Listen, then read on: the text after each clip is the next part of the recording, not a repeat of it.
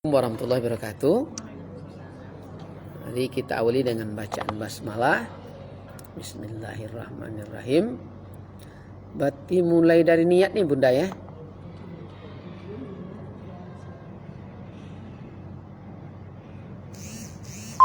Soal dan yang mana dinamai niat itu. Oh gitu. Dan soal mana yang dinamai sembahyang atau sholat pada syarak, beri fatwa akan kami. Itu lagi ya. Jawab.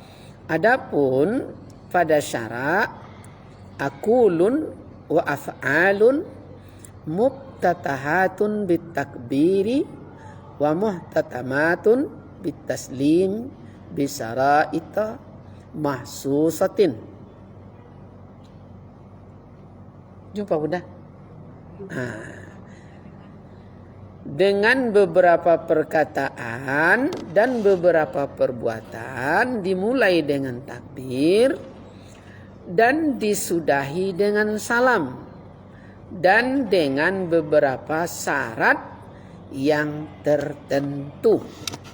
Itulah disebut sholat. Jadi dimulai dengan perkataan dan perbuatan, dimulai dengan takbir, disudahi dengan salam. Ada syarat di dalamnya yang secara khusus. Berarti ilmu fikih. Kan itu kemarin. Ilmu fikih adalah yang mengkaji sah atau batal suatu amal ibadat. Maka dia mempunyai syarat dan rukun. Selama memenuhi syarat dan rukun, dia sah. Kalau tidak memenuhi syarat dan rukun, dia batal. Tapi penuh syarat dan rukun, sah. Udah diterima oleh Allah Ta'ala pahalanya, belum tentu. Itu kajiannya di ilmu tasawuf. Dia ilmu tasawuf khusus mengkaji diterima atau ditolak nilai suatu amal ibadah itu di kajian ilmu tasawuf. Jadi apa yang membuatkan nilai tertolak? Mungkin ada riya dalamnya, ada ujub dan lain sebagainya ya. Nah, soal dan mana yang dinamai niat. Ini niat. Jawab, adapun yang dinamai niat itu yaitu qasdu syai'in muqtarinan bi fi'lih, membaca atau menyengaja suatu hal, keadaan yang dipesertakan dengan perbuatan akan dia. Jadi niat itu menyengaja dalam suatu hal apa saja. Jadi tidak saja sholat ya, apa saja disengaja dan wajib diikuti dengan perbuatan. Jadi niat kalau tidak ada perbuatan, tidak nampak pekerjaan, itu bukan berniat. Jadi setiap berniat wajib diikuti dengan pekerjaan. Saya mau ke pasar, tuh belum dia melangkah ke pasar, belum berniat lagi tuh. Itu bercita-cita namanya. Bercita-cita namanya. Jadi niat itu wajib ya. Bifi'li, wajib diikuti dengan perbuatan.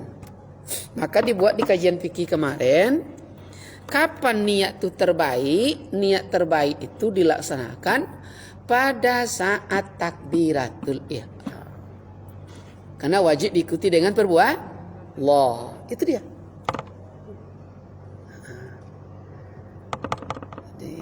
Saya mau niat haji, mana nomor porsinya? Itu dia. Jadi kalau tidak ada nomor porsinya, itu bercita-cita namanya. Saya mau umrohnya, terapel mana? Itu tentang niat. Soal dan mana tempat niat itu, beri fatwa akan kami. Tempatnya ya, Kan boleh niat di mana saja, Bu, ya?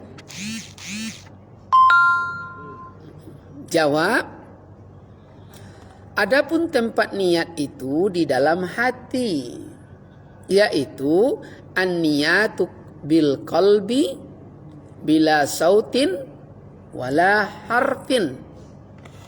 Bahwasanya niat itu di dalam hati dengan tiada suara dan tiada huruf adanya.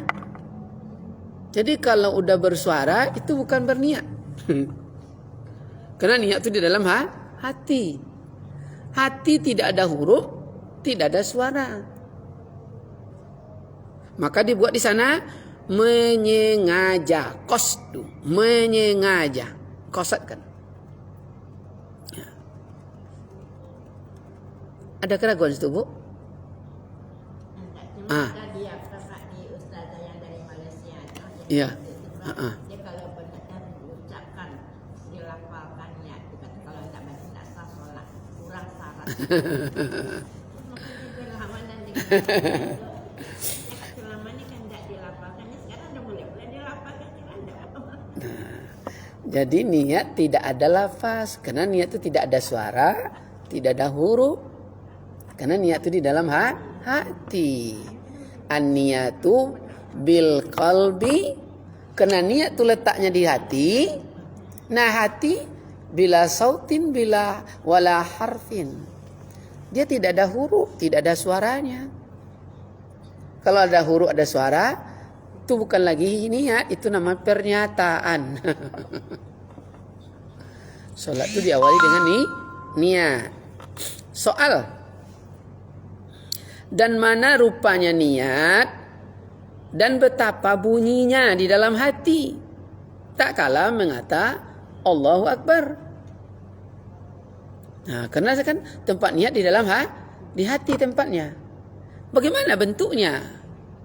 Kan niat tadi hati tidak ada suara, tidak ada huruf. Lalu bagaimana cara menyebut Allahu Akbar? Karena niat itu dalam hati.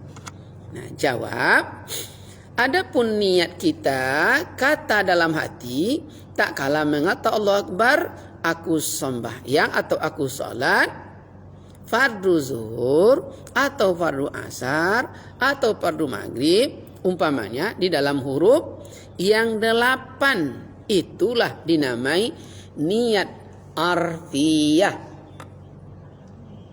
Mana huruf 8? Alif, lam, ha, alif, kaf, ba, ra. Berarti niat itu adalah Allah. Dalam hati cukup menyengaja, saya sholat asar 4 rakaat. Tidak ada hurufnya. Cuma menyengaja dalam hati Allah. Paham bahwa saat menyebut Allah Akbar itu kita sholat asar 4 rakaat. Udah itu dia. Tak ada hurufnya. Kan tak payah dulu Bu Hidayah. Waktu sedang makan kuaci, nonton layar tancap. Itu. Kita sedang makan kuaci. Ceritanya ancap filmnya bang. Tapi niat. Bang bila melamar kan.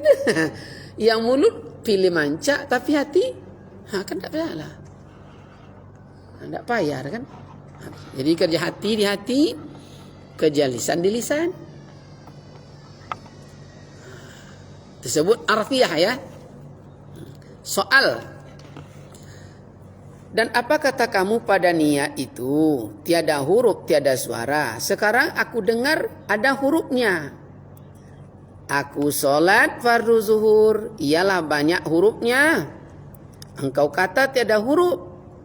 Nah, jawab. Kan itu tadi?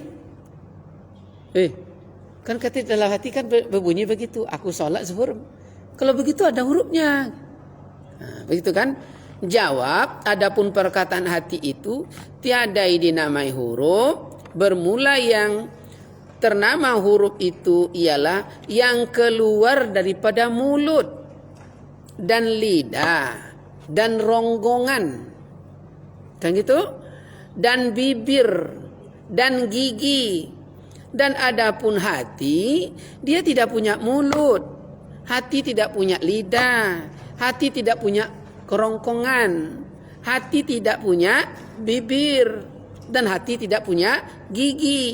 Itulah sebabnya tiada dinamai huruf adanya. Iyo. Nah, kalau aku kan ada mulut, ada rongga sini. Ada mulut, ada bibir, ada gigi. Aku. Dia tidak ada mulut, tidak ada gigi. Maka tidak huruf itu namanya. Kan hati itu tidak ada mulutnya. Nah, kalau hatinya ada mulut itu bukan hati namanya. Apa nama itu?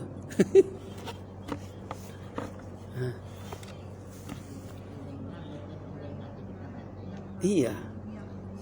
Nah, itu dia.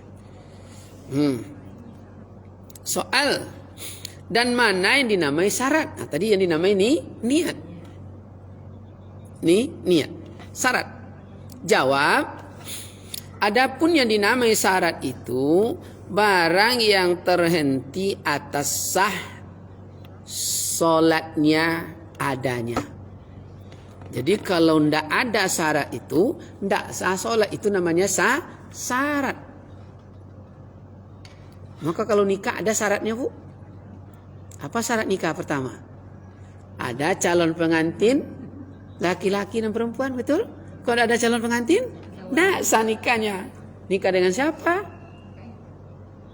Ada mahar, ada mahar, ndak sah nikah. Ada wali, ada sak. Nah, itu dia. Jadi syarat adalah terhenti dia kalau ndak ada, itu namanya syarat. Ya, akan ada. Soal. Apa firqah antara syarat dan rukun? Firqah itu perbedaan.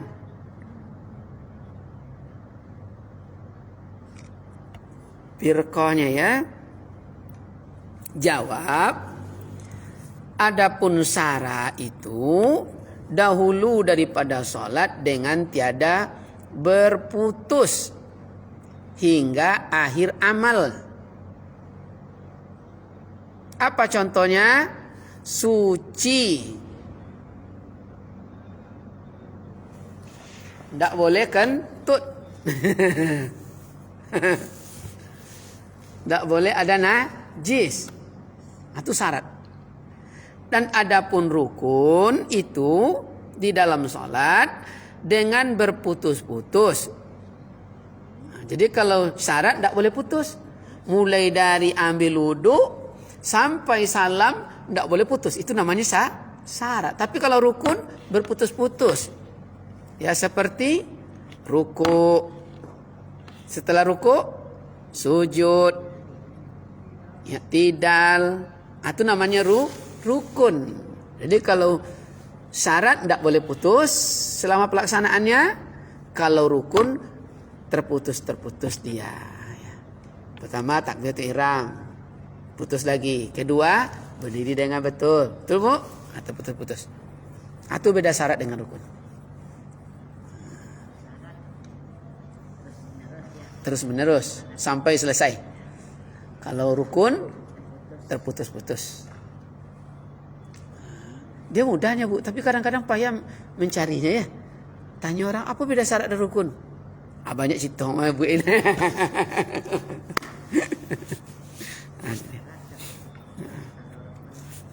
Soal. Lanjut. Soal. Dan apa sebab tiada takbir intikal pada tak kala bangkit. Nah, daripada ruku. Intikal. Nah, nih. Takbiratul ihram pada bangkit dari ruku dengan mengata Sami Allahu liman hamidah hingga akhir, itu adalah intikal. Bukan i'tidal. I'tidal lurus.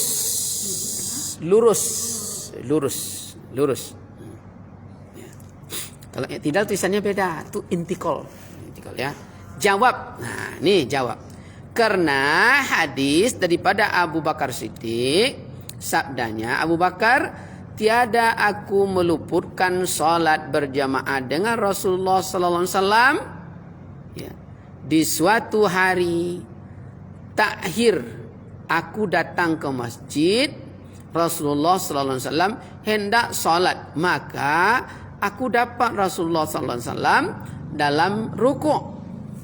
Pada ketika itu datang Jibril pada waktu rukuk Rasulullah sallallahu alaihi wasallam dan mengata Jibril, Sami Allahu liman hamidah, hingga akhir.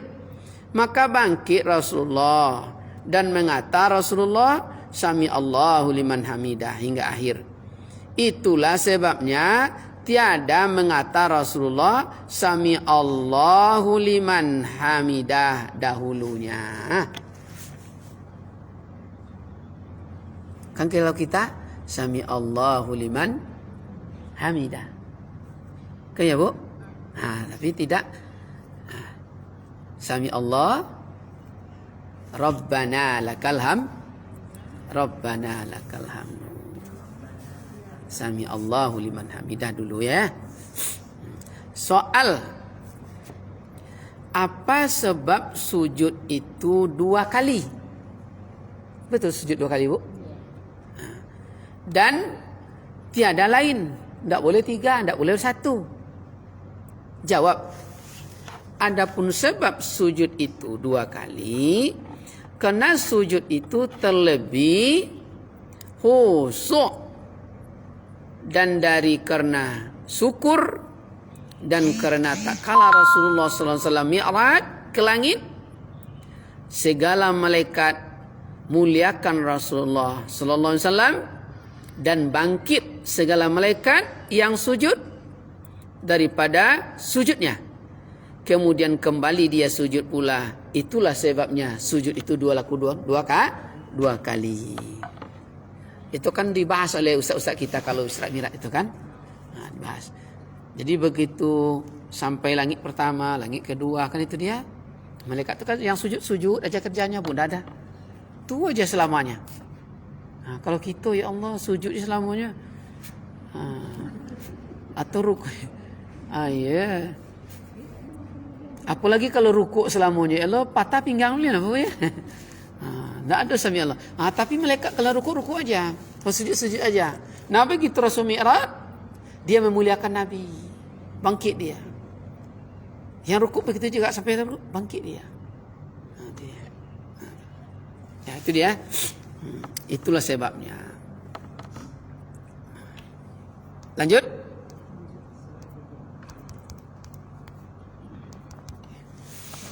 Soal, apa firqah jamaah dengan Jumat dengan berjamaah? Firqah Jumat dengan berjamaah. Jawab, adapun firqahnya bermula salat Jumat itu wajib berkaum-kaum pada rakaat yang pertama. Dan bermula sembahyang atau salat berjamaah itu tiada disyaratkan berkaum-kaum pada rakaat yang pertama. Jadi boleh sendiri. Setelah itu datang dia, langsung diangkat jadi imam. Itu Bu. Itu bedanya salat jamaah. Kalau Jumat dari awal tu wajib berjamaah. Itu bedanya. Kan pernah tuh Bu ya, dia sholat situ sendiri, datang kita.